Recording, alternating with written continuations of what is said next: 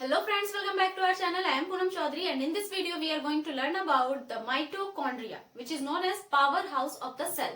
क्योंकि ये ATP का सिंथेसिस करता है। इसके अलावा और भी इसके बहुत सारे फंक्शंस है। So let's move on to the video. So mitochondria is a plural word. Singular में इसको हम माइटोकॉन्ड्रियन कहते हैं और इस माइटोकॉन्ड्रिया को हम कॉन्ड्रियोसोम भी कह सकते हैं। इसका एक और नाम होता है। Okay, it is semi autonomous. Semi autonomous means कि ये इसके पास अपना खुद का डीएनए होता है, आरएनए होता है, प्रोटीन सिंथेसिस कर सकता है, ये रेप्लिकेट कर सकता है। That is why it is known as semi autonomous. Okay, इसको जब स्टेन करते हैं हम तो किससे करते हैं? जेनस ग्रीन से। ओके, इसको स्टेन करते हैं ताकि हम इलेक्ट्रॉन माइक्रोस्कोप में इसको देख सके। बट ये कॉमनली जनरली ऐसे विजिबल नहीं होता, इजीली विजिबल नहीं होता है। Okay, so number varies in different cells. हर सेल्स में इसके नंबर वेरीज करते हैं, अलग अलग होते हैं। उसके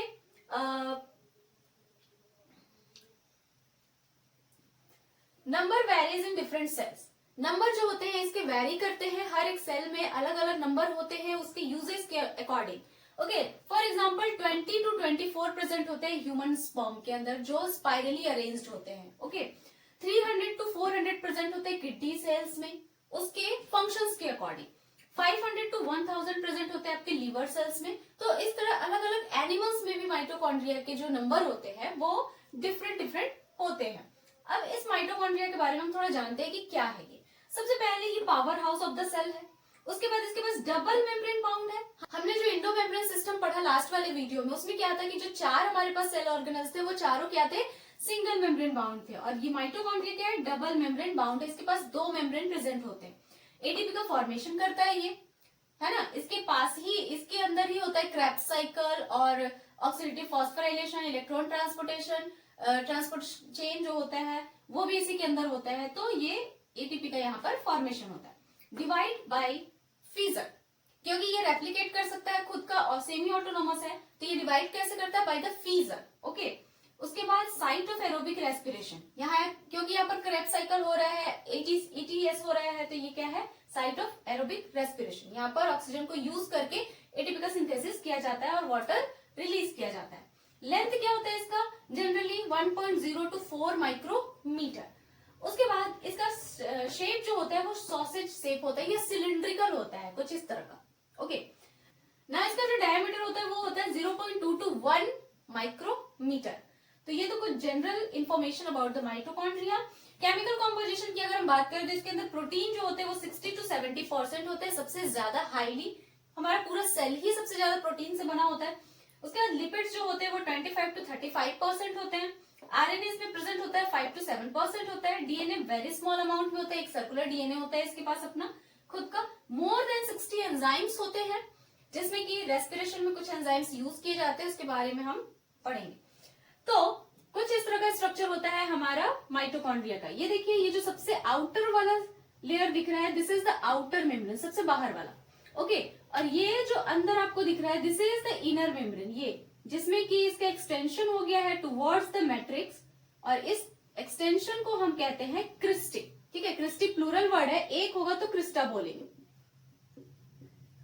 ओके, तो ये क्या है? Inner membrane. ठीक है, this is the inner membrane. ये पूरा इनर मेम्ब्रेन है और इनर मेम्ब्रेन का ही एक्सटेंशन हो जाता है जिसे हम क्रिस्टी बोलते हैं। तो this is the inner membrane.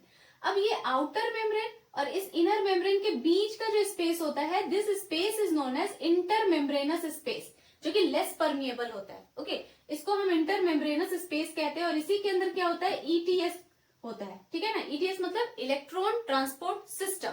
यहीं पर एटीपी का फॉर्मेशन होता है। यहाँ पर एक इसके पास आरएनए प्रेजेंट होता है खुद का। ये कुछ राइबोसोम्स प्रेजेंट होते हैं। ठीक है, राइबोसोम हमारे सेल के साइटोप्लाज्म में भी प्रेजेंट होते हैं जो कि एटीएस होते हैं। लेकिन ये जो आपका माइटोकॉन्ड्रियल राइबोसोम होता है ये 70S होता है। ठीक है, 70S होता है। उसके बाद इसके पास अपना खुद का डीएनए है जो कि रेप्लिकेट कर सकता है।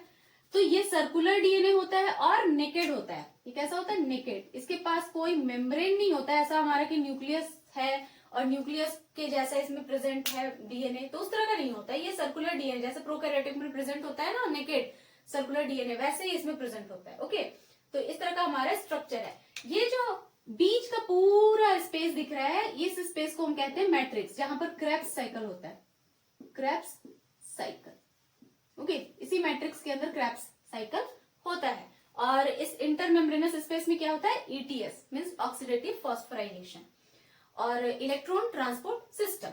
अब देखो यहाँ पर कुछ इस तरह के ऑक्सीजोम भी प्रेजेंट होते हैं, जो कि ये जो आपको क्रिस्टे दिख रहा है ना, suppose that this is outer membrane, this is inner membrane और ये आपका क्रिस्टे, ठीक है, दिस क्रिस्टे इस तरह का है। तो इसके ऊपर ये लगा होता है ऑक्सीजोम, जिसे F1 F0 पार्टिकल कहते हैं हम, ठीक है। इस तरह से कुछ लगा होता है यहाँ पर, इस तरह से लगा होता है इसके पास, पूरे इस क्रिस्टे में इस तरह करके लगा होता है। और ये क्या करता है, एटीपी का सिंथेसिस, ऑक्सीडेटिव फॉस्फोराइलेशन का प्रोसेस होता है। तो इस तरह करके यहाँ पर लगे होते हैं ये, ओके। और इनका काम क्या होता है, ये करते हैं आपके ऑक्सीडेटिव फॉस्फोराइलेशन में हेल्प करते हैं। ऑक्सीडेटिव फॉस्फोराइलेशन मीन्स एटीपी का सिंथेसिस, एटीपी का सिंथेसिस करते हैं ये। एंजाइम होते हैं, ठीक है। ये आपका फैक्टर कॉम्प्लेक्स 5 है, जो कि ईटीएस में हेल्प करता है। और इसको हम क्या कहते हैं, F1 F0 पार्टिकल कहते हैं। इसको एटीपी सिंथेज भी कहा जाता है, ओके। इसको और हम क्या कह सकते हैं, ATP synthase, okay.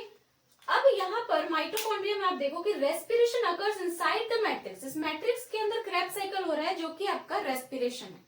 All enzymes are present inside matrix. जितने एंजाइम होते हैं वो सारे मैट्रिक्स के अंदर प्रेजेंट होते हैं। हमने क्या बात किया कि मोर देन 60 एंजाइम्स प्रेजेंट होते हैं इस माइटोकॉन्ड्रिया के अंदर।